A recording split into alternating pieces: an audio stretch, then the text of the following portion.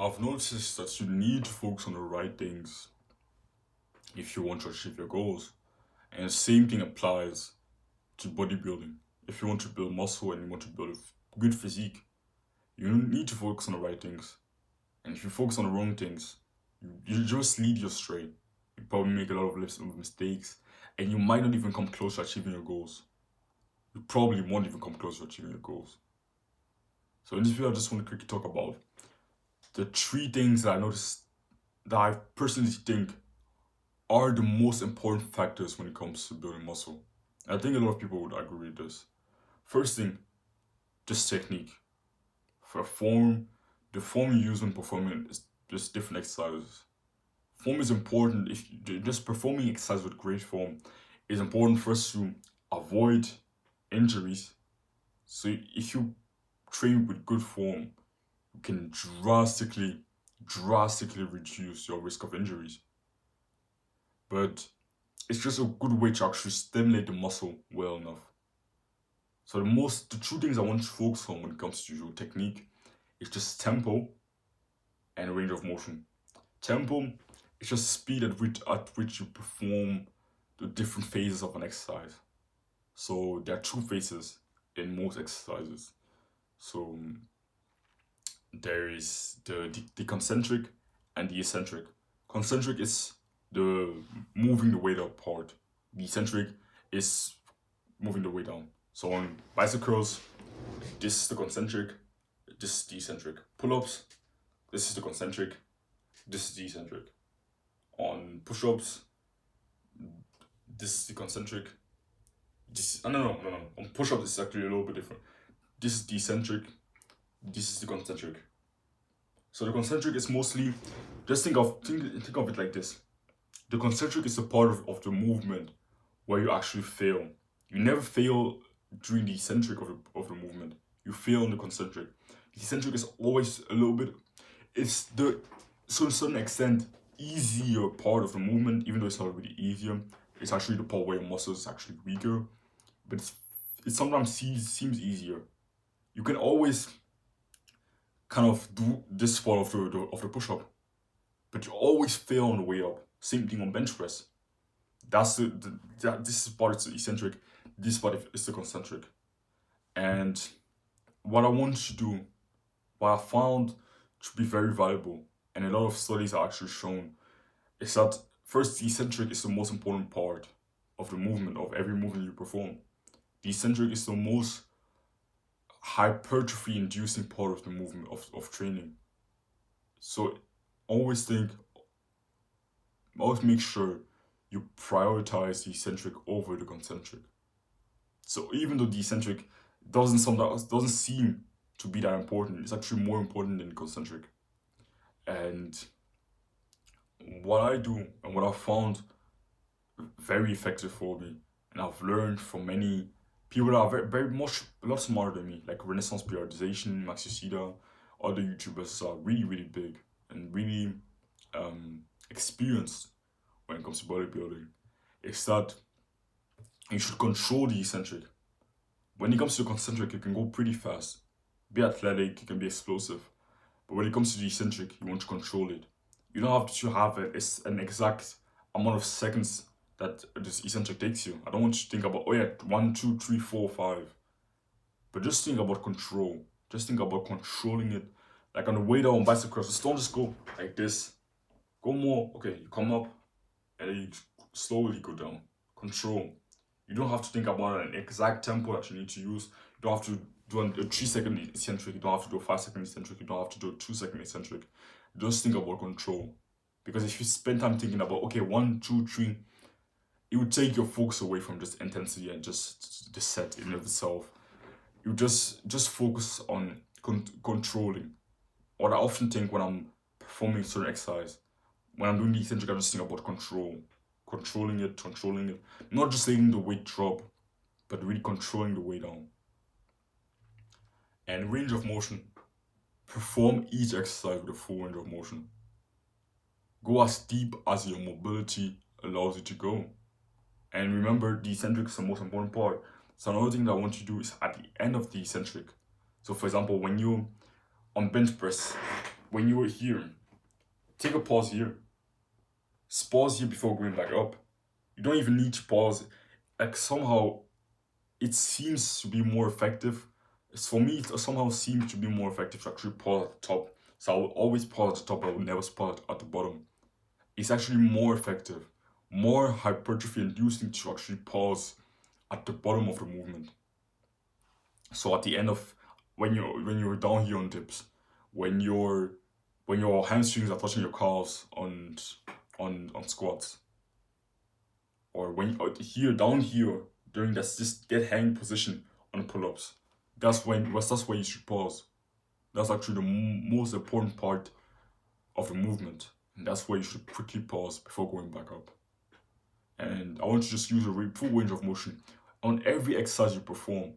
Go as deep as your mobility allows you. Of course, there's, like I said, as your mobility allows you, as your body allows you. For example, on squats, don't make the mistake of just going super deep but letting your lower back round. So you may not have your what's it called? Your ankles might not be flexible and mobile enough for you to go ass to grass right now. So work on your mobility. And for now, don't go ass to grass, because if you don't have the mobility in your ankles to go ass to grass, but you force yourself to go ass to grass, what will happen is that your lower back will round to compensate for your lack of mobility. And that will lead you to put a lot of pressure on your lower back or your spine, what you don't want, which could cause you to get injured. So on most exercises, you don't have to worry about that. You can just go as deep as possible. But there are a few exercises where there's a limit that you yeah, there's a limit to how deep you can go. Squats and dips. Dips are not an exercise where I think most people could go a lot deeper on dips and squats, of course. I think most people aren't even coming close to the end of their range of motion, or the range of motion that their mobility allows them to go to. For example, on dips, most people go to parallel, to the level where their bicep and their upper arm is parallel to the ground. Even though most people could go a lot deeper. On dips, I go to the point where my shoulders are pretty much close touching my hands on dips. So the stretch is just amazing. The stretch is just crazy.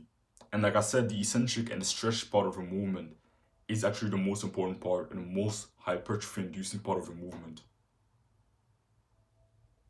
So that's why you should go through a full range of motion if your main goal is bodybuilding, of course.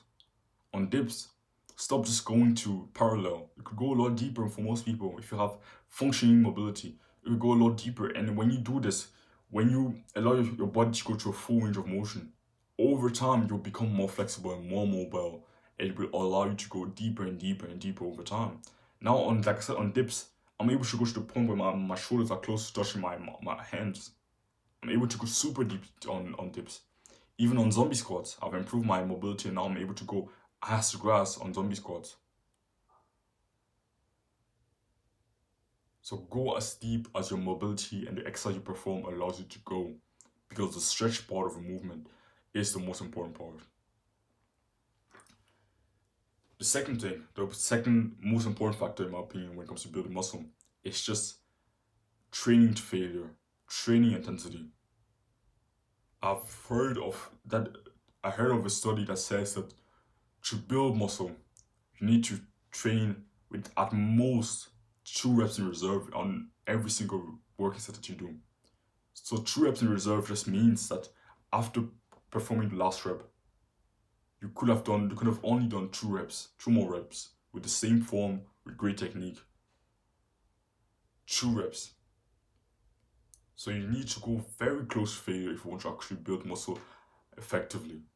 What I personally do is I take every single set to failure, but for the same reason I've reduced the volume that I do. So I only do 2 sets per exercises, and I only do at most 2 exercises per muscle group.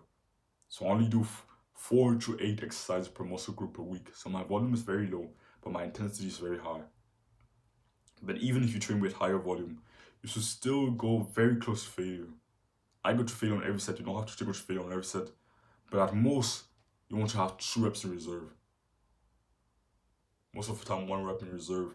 You need to be able to train very close to failure. And most people think they're going to failure, but they're not going to failure, including myself for a long time. 1 year ago, I was so sure that I was training to failure, but I wasn't. I wasn't training to failure, but I was super sure I was. If you told me that I wasn't training to failure, I would have punched you in the face and said you were lying. Honestly, I was so sure that I was, but I wasn't. So a good way to improve your ability to train to failure, actually see what true failure is, just watch people that are very experienced, that have a lot of experience when it comes to building muscle and bodybuilding, and just watch them train to failure. Watch them train hard and push themselves to failure. It will help just see how grueling and difficult and slow the last reps are, and just try to emulate that in your own training. The last of the 3 most important factors, in my opinion, the most important one, is progressive overload. If you want to get bigger, you need to get stronger on the exercise you perform, in general. And that lesson took me a while to learn. For a while, I just thought that progressive overload was just for powerlifting, and that bodybuilders didn't need to get stronger, that you could just get bigger without getting stronger. And I've noticed it's just not possible. How do you expect your biceps to get stronger or bigger if you're not progressing on bicep curls? If you're not getting stronger on bicep curls, you can't expect your biceps to get bigger. And somehow, that's something I just recently learned. For a while, I didn't know that. For a while, I just expected my muscles to somehow get bigger without getting stronger at all. Was stagnating, was plateauing when it came to strength. So progressive overload is basically an indicator that you're currently building muscle. Progressive overload doesn't build muscle, but it simply tells you that, okay, your training and recovery is productive, you're currently building muscle. So if you're progressing from week to week, if you're progressing from session to session, you're progressing from month to month, it means, okay, yeah, you're slowly building muscle. You currently don't have anything to worry about. But if you've noticed that you're not progressing, you're progressing very, very, very slowly, it probably means you're doing something wrong. So it may be that you're not training without training intensity, you're not training hard enough, or your form is bad, or your recovery is bad, you're not sleeping enough. I made a full video on progressive overload, so you can go watch it. But if you're not progressively overloading and not making progress over time, every week, every month, then it just means that you need to make a change. You need to improve on something. It may be your intensity, it may be the quality of your sets, or the technique you use on every exercise. It may be, maybe you need to remove a certain exercise, or your recovery, or your diet. Maybe you need to start bulking again. Maybe you're not eating enough. It may be anything. But just see it as an indicator, something to warn you if you're progressing or building muscle or not. So yeah, that's all I had to say. Hope you found this video valuable. If you're interested in my fitness coaching, then you can go and click the first link in the description. And yeah, don't run from discomfort, chase it.